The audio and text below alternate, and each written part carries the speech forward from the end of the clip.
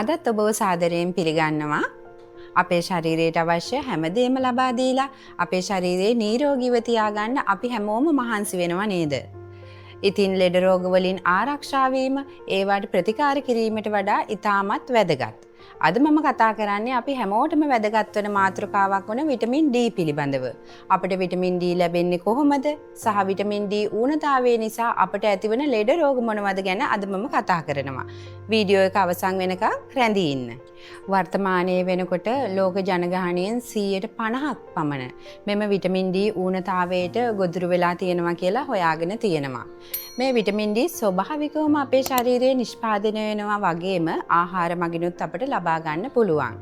ඉතින් මේ vitamin D ඌනතාවය එහෙම නැත්නම් මදිකම නිසා අපට ඇතිවන රෝග ලක්ෂණ මොනවද කියලා පළවෙනියටම අපි කතා කරමු.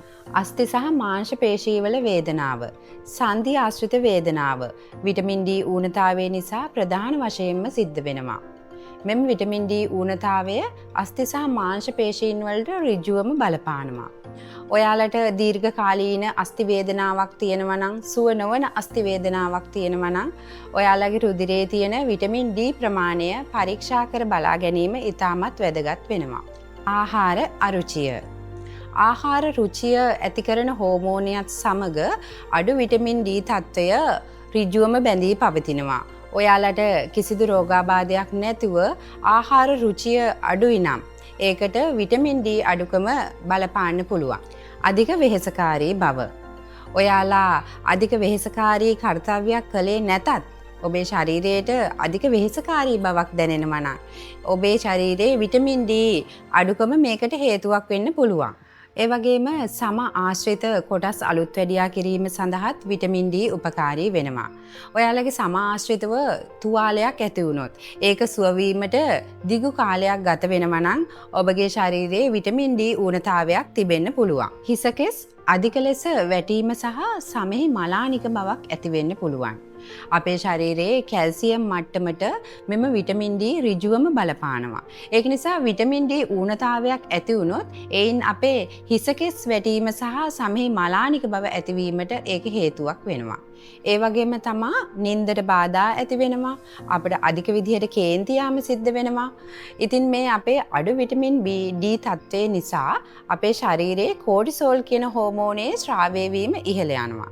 මේ අධික කොර්ටිසෝල් හෝමෝන් ශ්‍රාවය වීම නිසා අපේ නින්දට බාධා වීම ඇති වෙනවා. අපිට නිතර කේන්ති යාම සිද්ධ වෙනවා. මේක කාලයක් පැවතුනොත් ඔබට විෂාදයේ යන රෝගී තත්ත්වයට පවා ගොදුරු වීමට ඉඩකඩ තියෙනවා.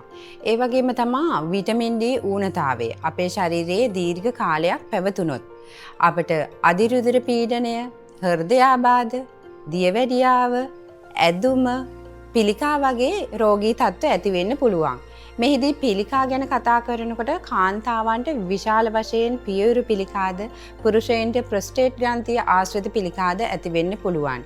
ඊට අමතරව ආමාශය, ආහාර මාර්ගය, පෙනහළු ආදී ස්ථානවලද පිළිකා වර්ධනය වීමේ හැකියාවක් තියෙනවා. අපි දැන් බලමු අපේ ශරීරයට විටමින් D ලැබෙන්නේ කොහොමද කියලා.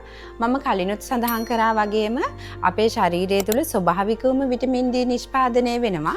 ඒ වගේම අපට ආහාර මගිනුත් ලබා ගන්න පුළුවන්.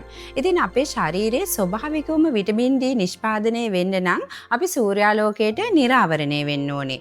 සූර්යාලෝකයේ මගින් ලැබෙන UV කිරණ විශේෂයක් මගින් අපේ ශරීරයේ විටමින් D නිෂ්පාදනය වීම සිද්ධ වෙනවා.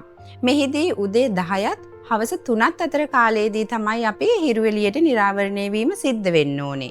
ඊට අමතරව ආහාර මගිනුත් අපේ ශරීරයට විටමින් D ලැබෙනවා. මෙහිදී සත්ත්වමය ආහාර වලින් තමයි වැඩි වශයෙන් විටමින් D ලැබෙන්නේ. ශාකමය ආහාර වලින් ලැබෙන්නේ ඉතාමත් සුළු විටමින් D ප්‍රමාණයක්. සත්ත්වමය ආහාර යටතේ කිරි, බිත්තර කහ මද, මස් වර්ග, මාළු වර්ග යටතේ සැමන් සහ ටූනා මත්ස්‍යයන්ගෙන් වැඩිපුර විටමින් D ප්‍රමාණයක් අපේ ශරීරයට ලැබෙනවා. ඉතින් අපේ රට සමකයේ ආසන්නයේ පිහිටි රටක් නිසා අවුරුද්ද මුළුල්ලේම අපට සූර්යාලෝකය හොඳින් ලැබෙනවා. ඉතින් අපට සූර්යාලෝකයේ මගින් නොමිලේම විටමින් D ලබා ගැනීමේ හැකියාව තියෙනවා.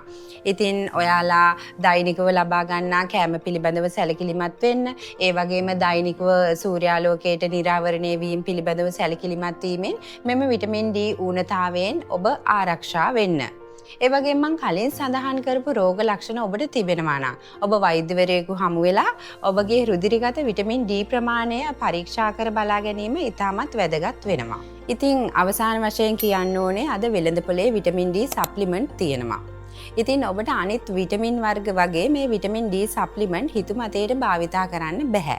ඇත්තටම මේ විටමින් D අපේ ශරීරයට අවශ්‍ය ප්‍රමාණයට වඩා වැඩි වුණත් අපි රෝගී තත්ත්වයන්ට ගොදුරු වෙනවා.